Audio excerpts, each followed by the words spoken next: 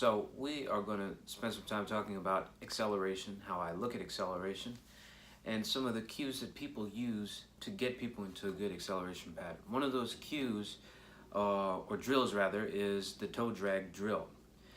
Now, when you create a drill or you create a cue, you're trying to accomplish a certain purpose. So we're going to take a step back and think about why we would use that drill or why we would use that cue and what purposes does it accomplish for us. Our big picture goal is to have a smooth acceleration pattern that gets us into a good maximum velocity phase with very little undulations in our overall pattern. What the toe drag does for some people is it teaches people to push fully until they get their triple extension position. For example, if we're here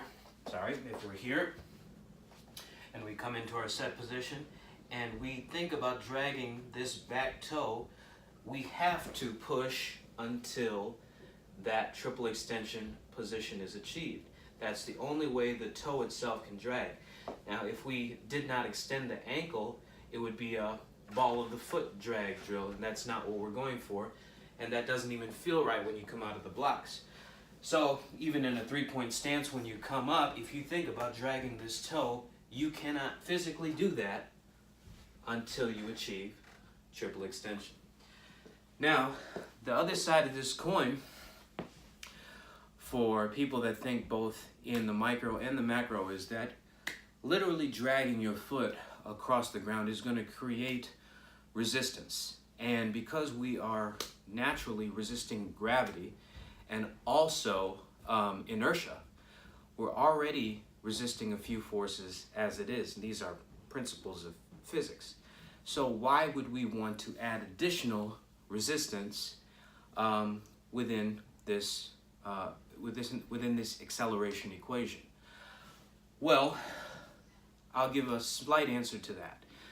The trade-off for the resistance that you would undergo with that toe drag, first of all, it is maximum 2 steps out of, let's say, 48 to 50, if we're talking about 100.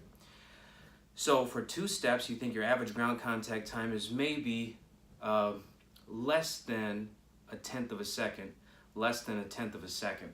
So in 2 steps, you'll have less than a tenth of a second resistance, which can add up if you're at the elite level, granted.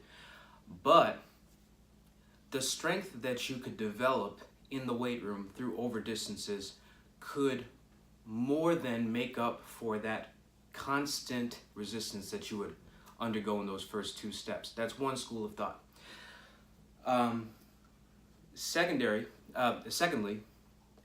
what the toe drag allows you to do is achieve triple extension, like we said before.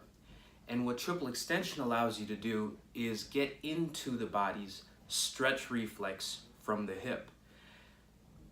If you need a practical example of that, I want you to look at a standing broad jump. Now, if we were to do a standing broad jump, we want to achieve triple extension again, and I don't have a lot of room, but if we achieve that triple extension and we want to land on our feet and not our face, we have to triple extend, and then we actually have to get that flexion so that we can stand on our feet. So we actually, at the peak of that, we'll slow it down.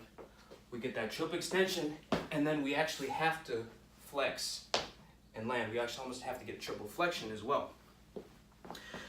So everything has balance. There's triple extension, there's triple flexion.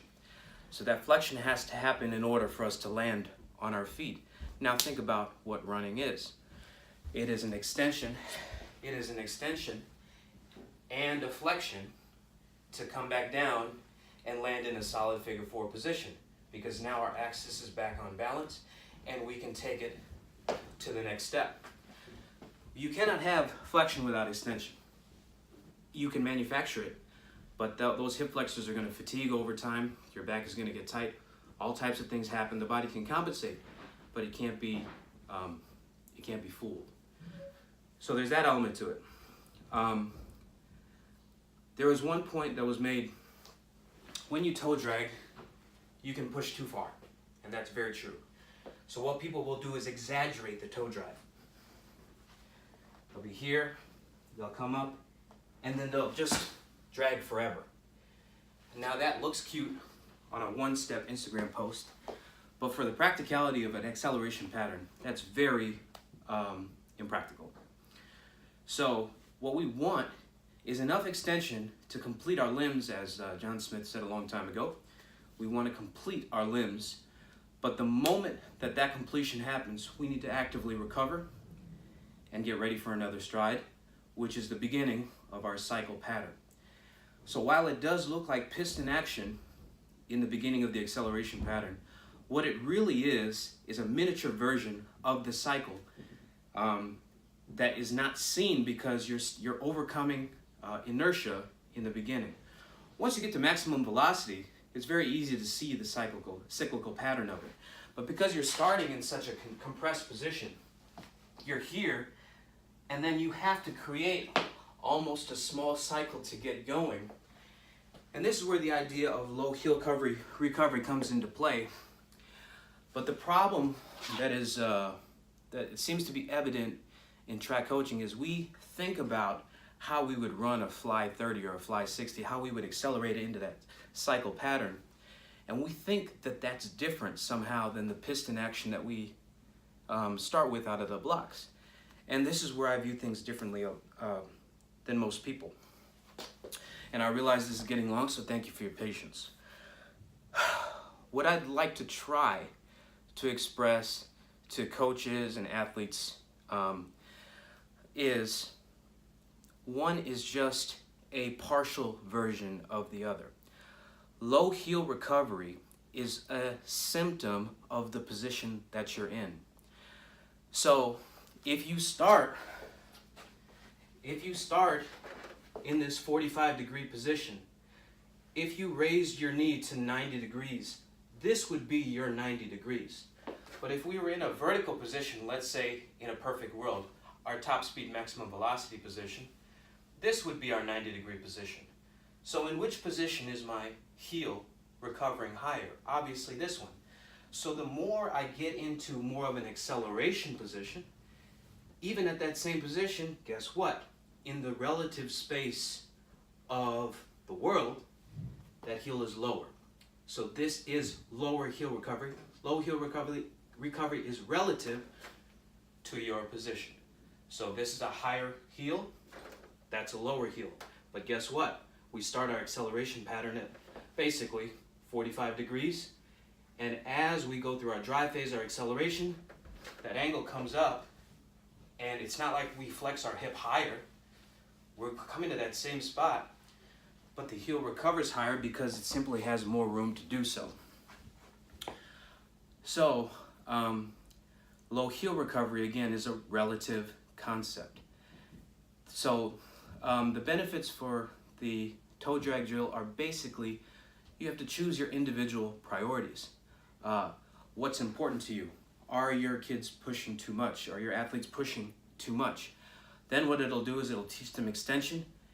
And then if you need another tool, I would have them do consistent broad jumps, because if you want them to do 5 to 8 broad jumps for max distance with no breaks, consistently jumping, they're going to have to learn to actively recover the feet and knees underneath their hips so they can learn that timing and that rhythm.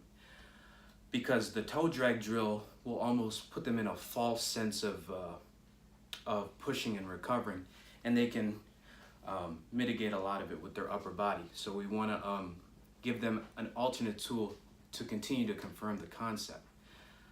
If you're trying to just teach them triple extension, again, standing broad jump is good, teaching them how to extend from the hip, then extend from the knee, and then finally extend from the ankle to get that good elongated push. And that's going to be one of their better tools.